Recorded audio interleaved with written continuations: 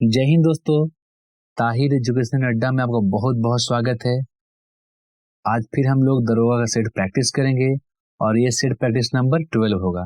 1 से 11 तक अपलोड कर दिया जा चुका है। अगर नहीं देखें प्लीज जाकर देखिए। जितने भी क्वेश्चंस होते हैं सब एग्जाम पैटर्न पर होते हैं और अपडेट होते हैं, और क्वेश्चन के साथ साथ आपको एक्स्ट्रा फैक्ट भी मिलेगा, उसको भी ध्यान सुनना है। तो चलिए स्टार्ट करते हैं आज का वीडियो। पहला प्रश्न है, टोक्यो ओलंपिक्स 2020 में भारत ने कौन कौन से कुल 7 पदक जीते हैं। देखिए ये ध्यान रखना, आपको टोक्यो ओलंपिक 2020 से कंफ्यूज मत होइएगा। ये 2020 में होना ही था, लेकिन कोरोना के चलते डिले होकर 2021 में हो गया है, लेकिन इसको क्या बोला जाएगा, टोक्यो ओलंपिक 2020। तो भारत ने टोटल 7 पदक जीता है। कौन कौन जीता है ये ध्यान रखना आपको। ऑप्शन आपके सामने है। देखिए, मीराबाई चानू जो भारोत्तोलन संबंधित हैं, उन्होंने सिल्वर पदक जीता। सिल्वर को रजत बोला भी जाता है। रवि दहिया कुश्ती, उन्होंने भी सिल्वर जीता। इन 2 सिल्वर। बजरंग पुनिया कुश्ती संबंधित है, कांस्य पदक। लवलीना बॉक्सिंग से कांस्य पदक, 2 कांस्य हो गया। पीवी सिंधु बैडमिंटन से कांस्य पदक, 3 कांस्य। और हॉकी टीम पुरुष कांस्य पदक, इन टोटल 4 कांस्य। टोटल 4 कांस्य पदक, 2 रजत पदक और 1 जो है नीरज चोपड़ा भाला फेंक से गोल्ड। ठीक है, तो ऑप्शन के अनुसार आप देख लीजिए, 4 कांस्य, 2 रजत, रजत को ही सिल्वर बोला जाता है, और 1 स्वर्ण। तो ये ध्यान रखना आपको, बहुत ज्यादा इंपॉर्टेंट है। और एक बात मैं बता दूं, टोक्यो ओलंपिक की बात किया जाए तो टोक्यो ओलंपिक की जो शुरुआत हुई है 23 जुलाई से 8 अगस्त के बीच में हुई। कब? 23 जुलाई से 8 अगस्त। ध्वजारोहण कौन किए थे शुरू में? मैरी कॉम और मनप्रीत सिंह। ठीक है, और समाप्ति में ध्वजारोहण कौन किए हैं? तो बजरंग पुनिया। ये भी ध्यान रखना आपको। नेक्स्ट है, टोक्यो ओलंपिक 2020 में भाला फेंक स्पर्धा में किसने भारत के लिए स्वर्ण पदक जीता? बहुत ही ज्यादा इंपॉर्टेंट है, एग्जाम में एकदम आएगा। ठीक है, ये टोक्यो ओलंपिक हो या पैरा ओलंपिक हो, ये ध्यान रखिएगा। ऑप्शन आपके सामने है। एक ही गोल्ड जीता है भारत, तो जिताया कौन है? तो नीरज चोपड़ा ने। किस चीज में? तो भाला फेंक यानी जेवलिंग थ्रो में। कितना फेंका है? तो 87.58। ये ध्यान रखना है। ठीक है, नीरज चोपड़ा भाला फेंक संबंधित है, इन्होंने भारत के लिए गोल्ड मेडल जीता है। नेक्स्ट क्वेश्चन है, संघ की कार्यपालक शक्ति राष्ट्रपति में निहित होगी जिसका प्रयोग वह स्वयं या अपने अधीनस्थ अधिकारियों के द्वारा करेगा। ठीक है, एकदम ध्यान समझना है। क्वेश्चन बोल रहा है कि संघ की जो कार्यपालिका शक्ति होती है वो राष्ट्रपति के पास होती है, लेकिन उसकी शक्तियों का जो प्रयोग करता है खुद भी करेगा या अपने अधीनस्थ अधिकारियों के द्वारा करेगा। किस अनुच्छेद में बताया गया है? ऑप्शन आपके सामने है। तो ये है अनुच्छेद 53। ठीक है, ये ध्यान रखना है। अनुच्छेद 52 में बोलता है कि भारत का एक राष्ट्रपति होगा। अनुच्छेद 52 में बोला जाता है कि भारत का एक राष्ट्रपति होगा। 53 में बोला जाता है कि संघ की कार्यपालक शक्ति राष्ट्रपति के पास होगी। 54 में बोला जाएगा राष्ट्रपति का निर्वाचन। 55 में बोला जाएगा निर्वाचन की प्रक्रिया। 56 में पदावधि। 57 में पुनर्निर्वाचन। 58 में राष्ट्रपति की योग्यता। 59 में राष्ट्रपति के लिए क्या क्या शर्तें हैं उसके बारे में। 60 में है राष्ट्रपति का शपथ। 61 में है राष्ट्रपति का महाभियोग। और 62 में है कि राष्ट्रपति का अगर पद खाली हो जाए तो कितने समय में उसका निर्वाचन कर दिया जाएगा। ये ध्यान रखना आपने। नेक्स्ट है, किसी राज्य में राज्यपाल की नियुक्ति संविधान के किस अनुच्छेद में है? यानी किसी राज्य में अगर राज्यपाल की नियुक्ति होगी तो किस अनुच्छेद के तहत होगी? और राज्यपाल की नियुक्ति कौन करता है? तो राज्यपाल की नियुक्ति करता है राष्ट्रपति। राज्यपाल का चुनाव नहीं होता है, याद रखिएगा। ठीक है, राष्ट्रपति का राज्यपाल का निर्वाचन नहीं होता है, राज्यपाल को नियुक्त करता है राष्ट्रपति करता है। किस अनुच्छेद के तहत? तो ये अनुच्छेद 153 के तहत राज्य में राज्यपाल की नियुक्ति करेगा राष्ट्रपति। ये ध्यान रखना आपने। नंबरिंग का थोड़ा प्रॉब्लम है, उस पर ध्यान मत दीजिए। नेक्स्ट है, कीर्तन कहाँ का प्रमुख लोक नृत्य है? ऑप्शन आपके सामने है। कीर्तन कहाँ का प्रमुख लोक नृत्य है? तो कीर्तन है पश्चिम बंगाल का। कहाँ का? पश्चिम बंगाल का। ये ध्यान रखना है। राजस्थान की बात किया जाए तो राजस्थान का लोक नृत्य है घूमर। गुजरात डांडिया। अब बिहार का है विदेशिया। ये ध्यान रखना आपको। तो कीर्तन कहाँ का है? कीर्तन पश्चिम बंगाल का है। नेक्स्ट है, उमा की तपस्या, शिव पार्वती, बसंत प्रणाम आदि किस प्रतिभाशाली चित्रकार की उत्कृष्ट कृतियां हैं, बहुत ही ज्यादा इंपॉर्टेंट है, याद रखिएगा। जितने भी हैं चित्रकार की उत्कृष्टियां, इनमें से एक आउट क्वेश्चन पूछ सकता है, ठीक है। फिर समझिएगा, उमा की तपस्या, शिव पार्वती बसंत अपर्णा किनकी है? तो ये है ऑप्शन आपके सामने, ये है नंदलाल बोस। किनका है? नंदलाल बोस का ये कृतियां हैं, ये ध्यान रखना आपने। नेक्स्ट है शूद्रों की खोज नामक पुस्तक किसके द्वारा लिखा गया? बहुत ही इंपॉर्टेंट है, याद रखिएगा। शूद्रों की खोज नामक पुस्तक किसके द्वारा लिखा गया? ऑप्शन आपके सामने है। तो ये पुस्तक जो है भीमराव अंबेडकर के द्वारा लिखा गया। किसके द्वारा? भीमराव अंबेडकर के द्वारा, ठीक है। और महात्मा गांधी की बात किया जाए तो my experience with truth, young India, Navjeevan, Indian opinion, book और समाचार पत्र मैं दोनों इंक्लूड कर रहा हूँ, ठीक है। Mahatma Gandhi, Young India, Navjeevan, Indian Opinion, my experience with truth, किसका? महात्मा गांधी का, ठीक है। दयानंद सरस्वती के बाद में बात किया जाए तो इनका एक बहुत चर्चित पुस्तक है सत्याग्रह प्रकाश। मोहम्मद इकबाल की बात किया जाए तो बंगे दर्रा, तराने हिंद, सब मोहम्मद इकबाल का है, ये ध्यान रखना। अगला प्रश्न है, दारा शिकोह ने किस शीर्षक के अंतर्गत उपनिषदों का फारसी में अनुवाद कराया? बहुत ही ज्यादा इंपॉर्टेंट है, याद रखिएगा। पहले समझिए, दारा शिकोह किसका पुत्र है? तो शाहजहां का बेटा है दारा शिकोह, ठीक है। शाहजहां का सबसे बड़ा बेटा है दारा शिकोह। दारा शिकोह ने किस शीर्षक के अंतर्गत उपनिषदों का फारसी में अनुवाद कराया? बहुत ही ब्रिलियंट रहता है दारा शिकोह, ठीक है, ये ध्यान रखिएगा। तो ये क्या करता है दारा शिकोह? 32 उपनिषदों का फारसी में अनुवाद करवाता है। कितने उपनिषद का? 32 उपनिषद का। उसका नाम क्या देता है? सीरे अकबर। 32 उपनिषदों का फारसी में अनुवाद करवाकर उसका शीर्षक देता है सीरे अकबर, ये ध्यान रखिएगा। ये शाहजहां का बेटा होता है दारा शिकोह। दारा शिकोह को लघु अकबर के नाम से भी जाना जाता है, क्योंकि बहुत उदार और सभी धर्मों को लेकर चलने वाला होता है, इसलिए लघु अकबर कहते हैं। शाह बुलंद इकबाल के नाम से जानते हैं दारा शिकोह को। क्वेश्चन बहुत इंपॉर्टेंट है। शाह बुलंद इकबाल किसको कहा जाता है? तो दारा शिकोह को। लघु अकबर किसको कहा जाता है? दारा शिकोह को, ये ध्यान रखिएगा। दारा शिकोह के बारे में अभी चर्चा में बहुत रहा है। दारा शिकोह का मकबरा खोजा जा रहा था, तो दारा शिकोह का मकबरा मिला है अभी हुमायूं के बगल में दिल्ली में, ये ध्यान रखिएगा। नेक्स्ट है पुस्तक इज वाट 5 past midnight, किसका विषय है? बहुत ही ज्यादा इंपॉर्टेंट है, ये सबको जानते हैं, लेकिन ये पुस्तक किस पर लिखा गया है? तो याद रखिएगा, ऑप्शन आपके सामने है, कई बार एग्जाम में आया है ये पुस्तक जो है भोपाल गैस कांड, ठीक है। भोपाल गैस कांड जब हुई थी तो उस पर एक पुस्तक छपा था जिसका शीर्षक था इज वाट 5 past midnight, ठीक है। तो किस कांड संबंधित है? तो भोपाल गैस कांड। कब हुई थी ये? तो 2 से 3 दिसंबर 1984 में हुई थी। कब हुई थी? 2 से 3 दिसंबर 1984 को हुई थी। वहां मिथाइल आइसोसाइनेट नाम का एक गैस लीक हो गया था, इसमें हजारों की संख्या में लोग मरे थे और कई हजार लोग घायल हुए थे। वॉशिंग मशीन का कार्य सिद्धांत है, ये वॉशिंग मशीन जो है किस सिद्धांत पर काम करता है? ऑप्शन आपके सामने है। तो वॉशिंग मशीन जो है अपकेंद्रण सिद्धांत पर काम करता है। किस सिद्धांत पर? अपकेंद्रण सिद्धांत पर काम करता है, याद रखिएगा। नेक्स्ट है महात्मा गांधी की प्रिय भजन वैष्णव जन तो तेने कहिए जो पीर पराई जाने रहे, ये महात्मा गांधी का सबसे प्रिय भजन था। उसके रचयिता कौन है? ऑप्शन आपके सामने है।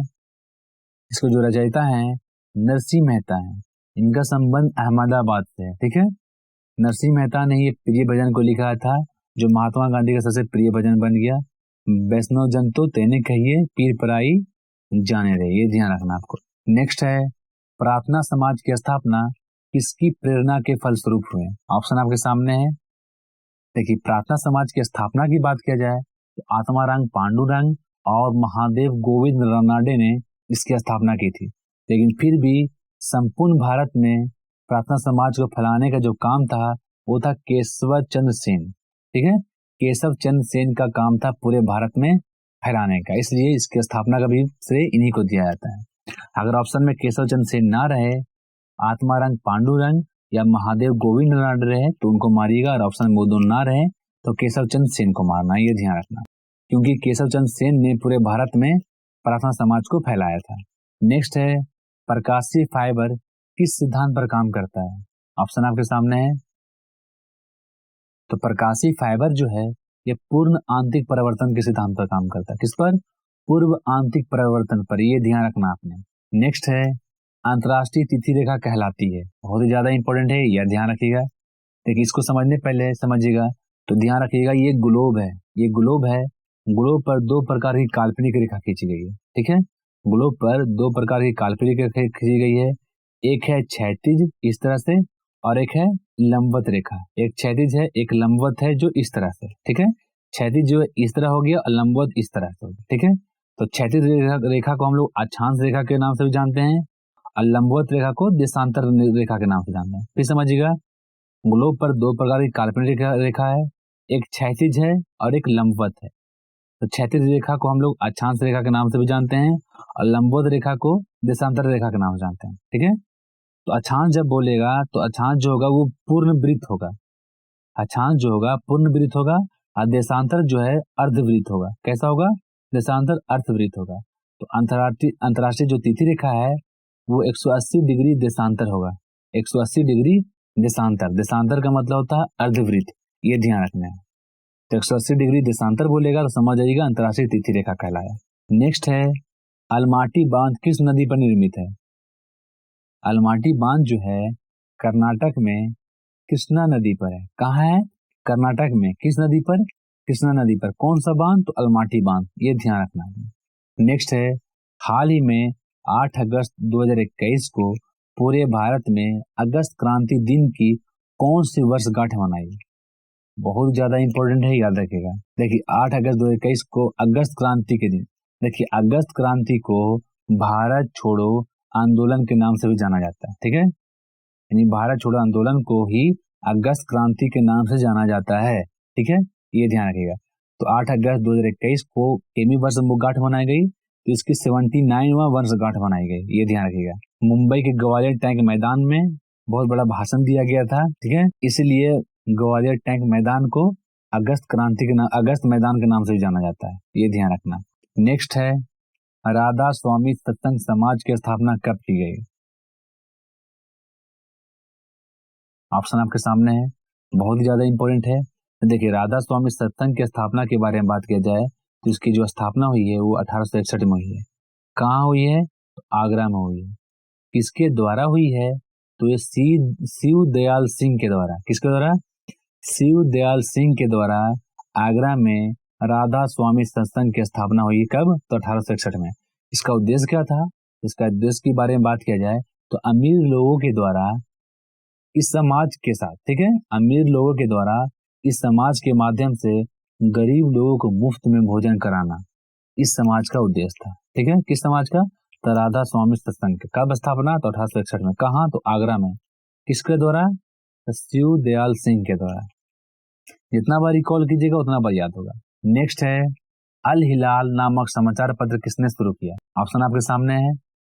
अल हिलाल नामक समाचार पत्र अबुल कलाम आजाद ने शुरू किया। देखिए अल हिलाल और अल विलाल दोनों, अल हिलाल भी और अल विलाल भी दोनों उर्दू में समाचार पत्र स्टार्ट किया था अबुल कलाम आजाद ने, ये ध्यान रखना आपको। दादा भाई नौरोजी की पुस्तक की बात किया जाए अगर तो ये बहुत ही फेमस है, poverty and un British rule in India. कौन सी पुस्तक? Poverty and un British rule in India, जो 1861 में लिखा है दादा भाई नौरोजी के साथ, ठीक है। एक और पुस्तक है इनका on the commerce of India. किसका? दादा भाई नौरोजी का, ये ध्यान रखना है।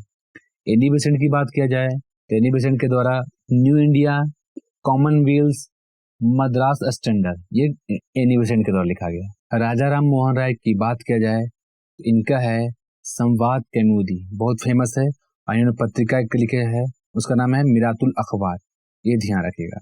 नेक्स्ट है सत्यशोधक समाज की स्थापना कब हुई? बहुत ही ज्यादा इंपॉर्टेंट है, 3 से 4 फैक्ट मिलेगा, सब फैक्ट को याद रखिए। एक सिर्फ टिक मारने से फायदा नहीं है, जब तक एक्स्ट्रा फैक्ट नहीं जानिएगा थोड़ा सा क्वेश्चन घुमा देगा, फंस जाइएगा।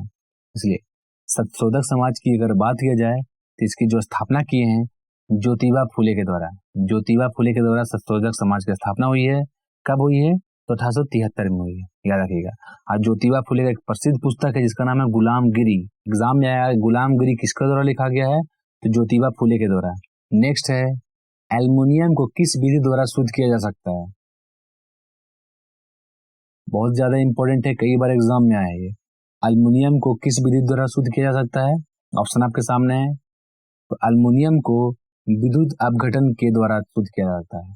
विद्युत अपघटन के द्वारा अल्युमिनियम को शुद्ध किया जा सकता है, ये ध्यान रखना। नेक्स्ट है, भारत में सहतूत बांध के निर्माण के लिए किस देश के साथ समझौता किया गया? सहतूत बांध अभी चर्चा में रहा है, एग्जाम में हो सकता है पूछ दे। सहतूत बांध, ये ध्यान रखना है, ठीक है। तो सहतूत बांध है कहाँ? तो ये है अफगानिस्तान में। इसी के साथ भारत ने समझौता किया है, ठीक है। किस देश के साथ? तो अफगानिस्तान के साथ। अफगानिस्तान के राष्ट्रपति कौन है? वर्तमान में अफगानिस्तान के जो राष्ट्रपति वो है अशरफ गनी, ये ध्यान रखिएगा। नेक्स्ट है, किस विद्वान ने बिंदुसार को 16 राज्यों का विजेता बताया है? बहुत इंपॉर्टेंट है ये।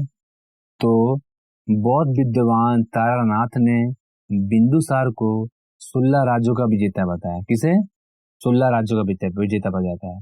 बिंदुसार के पिता का नाम क्या था?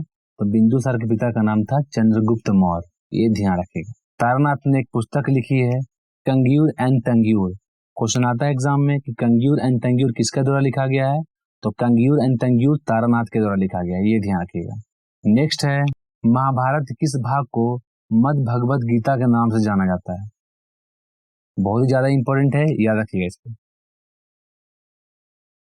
तो महाभारत के किस भाग को? तो ये है छठे भाग, मैंने महाभारत के छठे भाग को मद भगवत गीता के नाम से जाना जाता है। महाभारत में कितने भाग हैं? तो 18 भाग हैं। इस भाग को पर्व के नाम से भी जाना जाता है, ठीक है। भाग बोलिए या पर्व बोलिए, 18 पर्व बोलिए, 18 भाग बोलिए। महाभारत में कितने भाग हैं या पर्व हैं? तो 18, ठीक है। तो उसमें से जो छठा भाग है उसी में गीता का उपदेश दिया गया है, इसलिए इसको मद भगवत गीता के नाम से जाना जाता है। महाभारत को किसने लिखा? तो महाभारत को वेद व्यास ने लिखा। महाभारत का युद्ध कितने दिन चला था? तो महाभारत का जो युद्ध है 18 दिन चला था, ये ध्यान रखना आपको। सिंधु सभ्यता का बनवाली जो है भारत किस राज्य में है? बहुत इंपॉर्टेंट है, कई बार एग्जाम में आता है, तो राज्य जरूर याद किया कीजिए। देखिए सिंधु सभ्यता का जो बनवाली है वो भारत के हरियाणा राज्य में। किस राज्य में? हरियाणा राज्य में, ठीक है। इसकी खोज किसने की थी? तो इसकी खोज R.S. विस्ट के द्वारा। किसके द्वारा? R.S. विस्ट के द्वारा बनवाली खोज की गई। तो बनवाली से हल का प्रमाण पूछेगा कि हल का प्रमाण कहाँ से मिलता है? तो हल का प्रमाण बनवाली से मिलता है, ठीक है। देखिए एनसीईआरटी सात संग्रह, लूसेंट क्राउन सबका मैं सीरीज चला रहा हूँ। जो नहीं देखे हैं तो पूरे डिटेल से मैं बताता हूँ। पूरा हड़प्पा सभ्यता, वैदिक सभ्यता, वेद पुराण, जैन धर्म, बौद्ध धर्म, शैव धर्म, इस्लाम धर्म, मगध साम्राज्य चल रहा है, चंद्रगुप्त मौर्य खत्म हो चुका है, अब अशोक स्टार्ट होने वाला है। सबको मैं पढ़ाकर टेस्ट एकदम डिटेल के साथ लेता हूँ। अगर नहीं ज्वाइन किए तो प्लीज जाकर प्ले स्टोर में है, आप देख सकते हैं। नेक्स्ट है, चौसा का युद्ध कब हुआ था? बहुत ही अच्छा है क्वेश्चन, ये ऑप्शन आपके सामने है। जब भी याद कीजिए फुल डिटेल से याद कीजिए, खाली 1539 या 1540 याद मत कीजिए, क्योंकि अब डेट ही पूछने लगा है। तो चौसा का जो युद्ध है वो हुआ है 26 जून 1539 को। चौसा है कहाँ? तो बिहार के बक्सर के पास चौसा है, ये ध्यान रखिए। क्वेश्चन कई बार पूछता है कि चौसा है कहाँ? तो बिहार के बक्सर जिले के पास चौसा एक जगह है, वहीं ये युद्ध हुआ था। कब? 26 जून 1539 के बीच में। किसके किसके बीच हुआ था? तो हुमायूं और शेर खान के बीच में हुआ था। किसके किसके बीच? हुमायूं और शेर खान के बीच। इसमें हुमायूं की हार होती है और शेर खान की जीत होती है। इसी जीत के साथ शेर खान शेरशाह की उपाधि धारण करता है, ये ध्यान रखना। इस तरह से 25 क्वेश्चन का सेट कंप्लीट हुआ। और प्लीज अगर नए हैं तो चैनल को सब्सक्राइब कीजिए, शेयर कीजिए, लाइक कीजिए। प्रतिदिन आपको दरोगा का सेट प्रैक्टिस भी मिलेगा और आप दूसरे एनसीईआरटी सात संग्रह का सीरीज ज्वाइन कर सकते हैं एकदम फ्री में, एकदम पूरे डिटेल के साथ। फिर मिलते हैं हम लोग नेक्स्ट वीडियो में। जय हिंद।